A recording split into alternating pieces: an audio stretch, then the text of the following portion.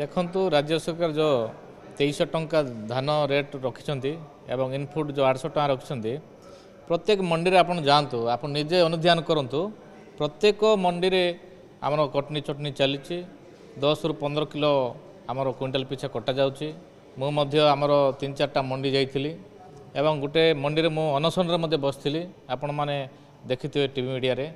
ए जो राज्य सरकार जो बास्पट नौ ए लोकंर चाषी केवे उपकृत हेबे नहीं कहीं आपण मैंने देखुवे चाषी उन्नति हेल्ले देश उन्नति हेब किंतु एवं पर्यंत मंडीर धान उठे पारना एवं पर्यंत प्रत्येक मंडी में मुझे आसुली आमर रायगड़ा ठारू भुवनेश्वर पर्यंत रास्ता कड़े हजार हजार क्विंटाल आमर धान पड़ी रही एपर्यंत मंडी उठे पारना राज्य सरकार तेणु मु अनुरोध करुच्ची राज्य सरकार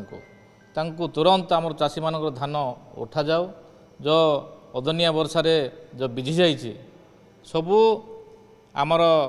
धान उठाई आम अनुरोध करुचु एवं जितेबले FAQ मान निर्धारण कले जितेबले बिहन दौरान से तो FAQ मान बिहन दौना